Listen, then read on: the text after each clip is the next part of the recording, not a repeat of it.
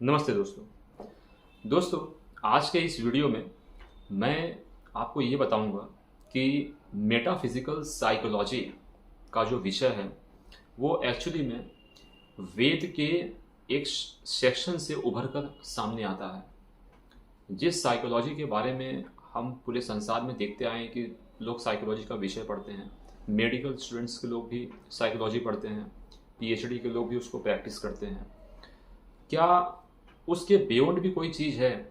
तो एक विषय आता है मेटाफिजिकल साइकोलॉजी। तो उसी का जो विषय है वो मैं आपको बताऊंगा कि ये विषय उभर के कहाँ से आता है, हमारी लाइफ में कैसे आता है और इस चीज़ का लाइफ में कंट्रोल कैसे है, फ्लो कैसे है, डेली बेसिस पे इस चीज़ का एग्जीक्यूशन हमारे संसार में हो रहा है, हमारे समाज में हो रहा है। तो हमारे चारों वेदों में एक सामवेद है। सामवेद एक ऐसा अनोखा एक रहस्य है। मैं सामवेद को रहस्य इसलिए कह रहा हूँ क्योंकि उसके अंदर इतनी सारी जो चीज़ें साइकोलॉजी के जो बताए गए हैं वो अभी तक अननोन हैं। वो संसार में बहुत लोगों को पता ही नहीं है। जिस साइकोलॉजी की मैं बात कर रहा हूँ ये वो वाली साइकोलॉजी नहीं है जो डॉक्टर लोग प्रैक्टिस करते हैं कि भाई हम तुम्हारे सामने बैठे हैं, हमने तुमको 10 मिनट देख लिया, अब हम समझ गए कि तुम कौन से टाइप के आदमी हो, तुम कैसे हो, अच्छा तुम्हारे मन में ये चल रहा है। ये बहुत ही छोटा और बहुत ही लाइट वर्जन साइकोलॉजी का एक शाखा है। ये माइंड रीडिंग जो होती है ये उस लेवल तक है, लेकिन मैं बात कर रहा हूँ मेटाफिजिकल साइकोलॉजी की। मेटाफिजिकल साइकोलॉजी एक ऐसा अनोखा एक रहस्य है जिसमें हम अब डिस्टेंस के हिसाब से जितने मीटर है, जितने किलोमीटर है, हमारा ध्यान समाधि धारणा ध्यान समाधि हमारा जितना स्ट्रांग रहता है, जितना मजबूत रहेगा, हम उतने डिस्टेंस के हिसाब से हम चीज़ों को एक्सेस करना चालू कर देते हैं। अगर कोई चीज़ 1 किलोमीटर की दूरी पे है, हमें पता नहीं है कि वहाँ पे क्या है, बट हमें एहसास हो जाता है कि हाँ वहाँ पे समथिंग कुछ तो है, ये चीज़ वहाँ पे ऐसे एग्जिस्ट कर रही है या ये चीज़ें वहाँ पे ऐसे काम कर रही है। ये है मेटाफिजिकल साइकोलॉजी का स्वरूप, जिसे मैंने आपको एक एग्जांपल के माध्यम से मैंने आपको बताने की कोशिश की। सामवेद भगवान श्री कृष्ण का एक फेवरेट विषय रहा है, जिसमें भगवत गीता के अंदर भी भगवान श्री कृष्ण ने कहा है कि मैं वेदों में सामवेद हूँ। तो इस बात से आप समझ सकते हैं कि उन्होंने ऐसा क्यों कहा था। तो वेदों में सामवेद हूँ शायद इसीलिए अर्जुन जो है वो पूरे के पूरे उनके कंट्रोल में आ गए थे जब उन्होंने भगवत गीता का उपदेश दिया था। तो सामवेद एक ऐसा रहस्यमयी गुण है, इतना इतना रहस्य से भरा हुआ एक वेद है जिसकी बहुत सारी चीज़ें संसार में आई ही नहीं, ना बहुत लोगों ने उसे स्टडी किया। सामवेद का एक ब्राह्मण ग्रंथ है जिसे तांडे ब्राह्मण ग्रंथ बोलते हैं। तांडे ब्राह्मण का भी अब तक कुछ खास ट्रांसलेशन पूरे संसार में नहीं किया गया है। किया भी गया है तो सब रॉन्ग ट्रांसलेशन है। ना साइकोलॉजी का आता पता, ना मेटाफिजिकल साइकोलॉजी का आता पता, कुछ आता पता नहीं। इसके बाद आता है पतंजलि योग दर्शन।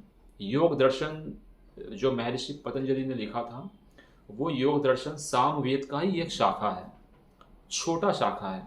उसमें जो इम्पोर्टेंट जो फॉर्मूला जो सूत्र बताए गए हैं वो किसी से कम नहीं है, क्योंकि उतने हमारे लाइफ में इम्प्लीमेंट होते हैं डेली बेसिस पे, तो उतने उसमें बताए गए हैं। लेकिन इसके फार बियॉन्ड, इससे भी आगे की चीज़ें अगर आपको जाननी है तो उसका जो सोल्यूशन है वो है सामवेद।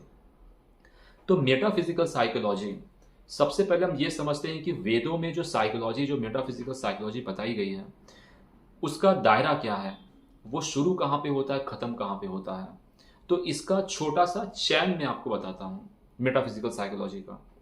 मेटाफिजिकल साइकोलॉजी में दो ऐसे ऑब्जेक्ट हैं जो बहुत मैटर करते हैं, बहुत इंपॉर्टेंट हैं। उनके बिना तो आप कुछ कर ही नहीं सकते लाइफ में। सबसे पहला क्या है, हमारा जीवात्मा, हमारा आत्म तत्व। उसके बाद आता है हमारा मन पदार्थ। तो आत्म तत्व और मन पदार्थ, इन्हीं के सिंक्रोनाइजेशन से हमारे इंद्रियों का व्यापार होता है। इंद्रियों का वृत्ति व्यापार क्या है, जैसे न्याय दर्शन और वैशेषिक दर्शन के अंदर एक बात बताई गई है कि अगर आप आंखों से कोई चीज़ को देख रहे हो, कान से कोई चीज़ सुन रहे हो, तो वहाँ पे जो लक्षित पदार्थ जैसे कि मेरे पास में ये फ़ोन है, इस फ़ोन को मेरे सामने ये फ़ोन पड़ा हुआ है, मैं इसे अपनी आँखों से देख रहा हूँ और तो ये मेरे लिए एक लक्षित पदार्थ है। तो इस लक्षित पदार्थ को मैं इसलिए देख पा रहा हूँ क्योंकि मेरा कनेक्टिविटी मेरे इंद्रियों से हो रहा है। इसी चीज़ को वृत्ति व्यापार कहा गया है कि आप उस चीज़ को ग्रहण कर रहे हो और अपनी आत्मा तक पहुँचा रहे हो और आत्मा उसका ऑब्जर्वेटरी बन के बैठा हुआ है। यहाँ तक की जो स्टडी होती है आत्मा से लेकर मन, मन से लेकर इंद्रियां, इंद्रियों से लेकर पदार्थों का सन्निकर्ष, कनेक्टिविटी जिसको आप देख रहे हो सुन रहे हो अपने इंद्रियों से, उसके बाद उस चीज़ का ज्ञान ग्रहण करना, वापस अपनी आत्मा में लेना और फिर वहाँ से डिसीजन पैदा करना कि अब कौन सा एक्शन क्रिएट करना है। इन सारे चीज़ों के अंदर ही आपकी साइकोलॉजी और मेटाफिजिकल साइकोलॉजी फ्लो होती है, घूमती रहती है। तो ये रियल टाइम में, रियल वर्ल्ड में ये सब जगह इस समय फ्लो हो रहा है, एग्जिस्टिंग है। तो जब बात आती है मेटाफिजिकल साइकोलॉजी की, तो उसमें बड़ी बड़ी विज्ञान की चीज़ें सामने आती हैं। जैसे महाबली हनुमान जी को अगर हम देखें तो वो एक ऐसे महान योगी पुरुष थे जो अपने जीवन काल में उड़ने की क्षमता रखते थे, जिसका एक सूत्र भी है पतंजलि योग दर्शन के अंदर दिया गया है कि आप मन को पूरे वश में कर लो। यहाँ पे हमारा उड़ान वायु होता है गले के अंदर, आप जीरो ग्रेविटी पे अगर आप सारे वायु को यहाँ पे कलेक्ट कर लेते हो, जीरो ग्रेविटी पे आ जाओगे तो आप हवा में उड़ सकते हो, ऐसा बताया गया है। तो ये पतंजलि योग दर्शन के अंदर है। ये जो सूत्र है ये सब डिराइव्ड सूत्र है दर्शन शास्त्र का। कहाँ से डिराइव किया गया है? वेदों से। तो वेदों के अंदर ऐसे अनेकों रहस्य हैं मेटाफिजिकल साइकोलॉजी के, एक एक फॉर्मूला, एक एक सूत्र, एक एक मंत्र के अंदर सारी चीज़ें बताई गई हैं। जैसे मेटाफिजिकल साइकोलॉजी में एक बात और सामने आती है कि हम जब समाधि ग्रहण करते हैं, हम जब समाधि लगाते हैं, हम जब अष्टांग योग की प्रक्रिया अपने लाइफ में इम्प्लीमेंट करते हैं, उस टाइम पे सामवेद के अंदर ऐसे कुछ कुछ मंत्रों का जिक्र किया गया है कि आप जब उच्च समाधि की अवस्था में रहते हैं, आप जब अपने चित्त को पूरे वश में कर लेते हैं, अपने प्राण को पूरे वश में कर लेते हैं, तो आपका जो मन पदार्थ है, आपकी जो आत्मा है, वहाँ से एक धारा निकलती है। वो धारा कुछ और नहीं रहती है बल्कि परमात्मा का जो रुका हुआ आपकी लाइफ में जो सिग्नल रहता है वो पूरे शरीर में, मतलब जो है आपकी अंतरात्मा में कंज्यूम होना चालू हो जाता है। तभी आप परमात्मा को पूर्ण रूप से जान पाते हो।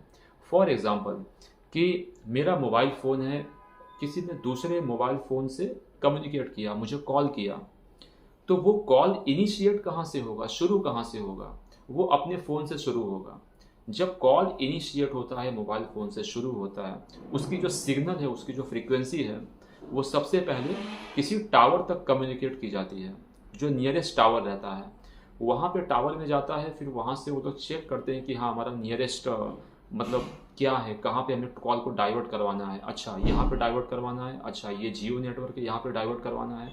ऐसे करते करते वो आपके फ़ोन तक पहुँचता है, तब आपकी बातचीत होती है। अगर मैं कहीं पे सिग्नल को ब्लॉक कर दूँ तो भले ही वो लड़की कितना भी आपको कॉल करेंगे, आप फ़ोन उठा नहीं पाएंगे।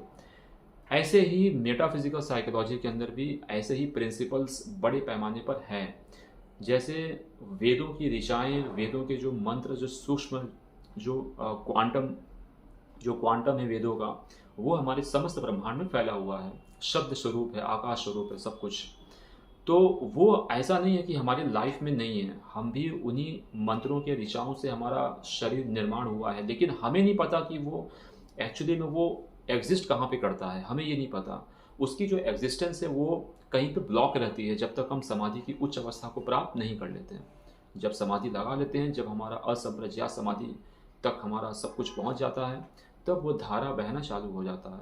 तब हमें लगता है कि हाँ ये ब्रह्मांड बहुत बड़ा है, बहुत विशाल है, अनंत है, इन्फिनिटी है।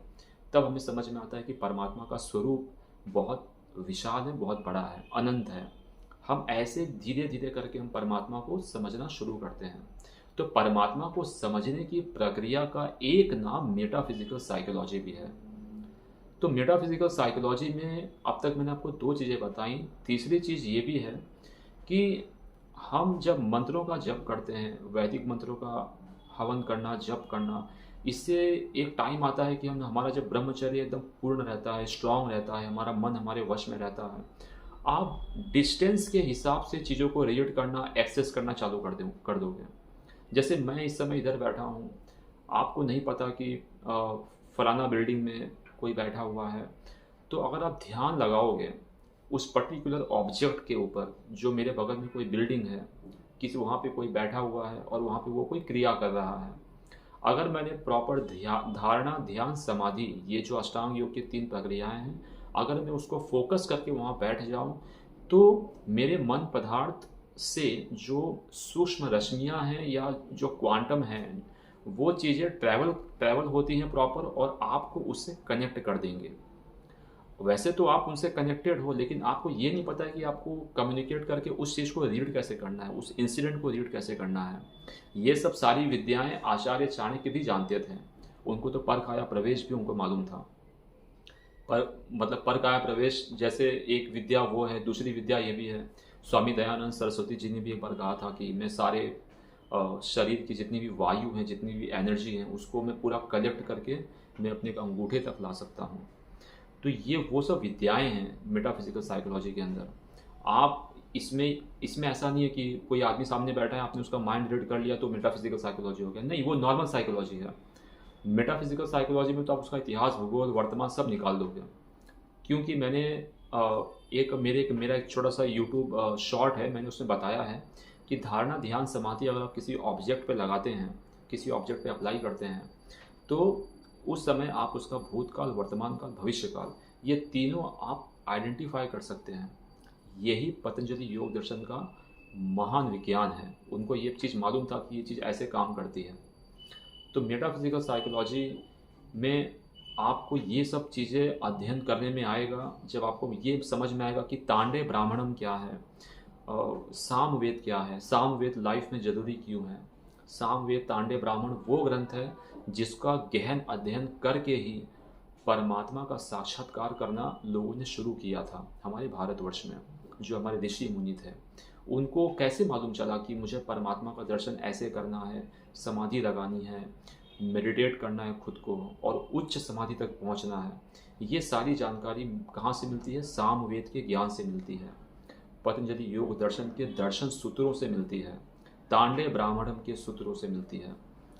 तो इसमें भर भर के साइकोलॉजी का पूरा जिक्र किया गया है। हमारा फ़र्ज़ बनता है कि हम ऐसी चीज़ों पर गहन अध्ययन करें और उनके सूत्रों को और उनके प्रिंसिपल्स को अपने लाइफ में निकालें और इम्प्लीमेंट करें। और इसके साथ मैं एक चीज़ बोलकर इस चीज़ को मैं क्लोज़ करना चाहता हूँ आज का ये वीडियो, कि मेटाफिजिकल साइकोलॉजी, अगर वो प्रिंसिपल जो है हमारे भारतवर्ष में वैसे तो काफ़ी समय से है, लेकिन उसका अब तक का सबसे बढ़िया यूज़, सबसे बढ़िया एप्लीकेशन अगर किसी ने अब तक के आर्यवर्त में, भारतवर्ष में अगर किसी ने किया है, वो हमारे आखिरी जो गॉड थे, हमारे भगवान श्री कृष्ण, योगेश्वर श्री कृष्ण, उन्होंने इसका इस्तेमाल बड़े अच्छे से किया था। धर्म की रक्षा करने के हेतु ही वेदों के मंत्र और सूक्त होते हैं। गलत तरीके से उसका इस्तेमाल करना किसी पे, ये बिल्कुल ही गलत है। आप किसी भी प्रिंसिपल को समझते हैं, अंडरस्टैंड करते हैं, वेदों के प्रिंसिपल को, वो समाज कल्याण के लिए ही होना चाहिए। ब्रह्मचर्य का भी अगर आप जीवन में उसको उतार रहे हैं, वो भी समाज कल्याण के लिए होना चाहिए, अधर्म करने के लिए नहीं होना चाहिए। तो साइकोलॉजी का आजकल दुनिया में सिर्फ अधर्म करने के लिए ज़्यादा इस्तेमाल हो रहा है। साइकोलॉजी से किसी को मतलब ट्रैक करो, ट्रैप करो, ये सब चीज़ों का इस्तेमाल होता है साइकोलॉजी, लेकिन सही काम में उसका इस्तेमाल बहुत कम होता है। तो वेदों से प्रेरणा लेके, सामवेद से प्रेरणा लेके अगर हम मेटाफिजिकल साइकोलॉजी का स्टडी करते हैं, उसे हम अध्ययन करते हैं, पढ़ते हैं, तो हमारा यही फ़र्ज़ होना चाहिए कि हम उसका एप्लीकेशन यूज़ कहाँ पे करें? सिर्फ़ और सिर्फ राष्ट्र की रक्षा करने के लिए, धर्म की रक्षा करने के लिए, इसके अलावा नहीं। हम किसी को छल कपट से उसे जो है उसे लूट लें, ये कर लें, इसका गलत तरीके से कहीं पे इस्तेमाल करें, इम्प्लीमेंट करें, इससे ये चीज़ें सही तरीके से काम नहीं करती हैं। और मेटाफिजिकल साइकोलॉजी का जो सबसे बड़ा जो उद्देश्य है, वो उद्देश्य यही है कि आपको परमात्मा की जो अग्नि है, आपको वो अग्नि तक पहुंचना होता है, और आपको उच्च समाधि लगाकर वो जो धारा की मैंने बात की है, वो धारा आपके अंतरात्मा में कंज्यूम करना होता है। फिर आप समझ जाते हो कि हाँ, मैं सारे दुखों से मुक्त होने जा रहा हूँ, जो त्रिविध दुख होते हैं। तो इसी के साथ मैं ये वीडियो आज का क्लोज करता हूँ, और मैं नेक्स्ट वीडियो में मेटाफिजिकल साइकोलॉजी से संबंधित मैं इसके आगे के विषय को लेकर चर्चा करूँगा। जय श्री राम, नमस्ते।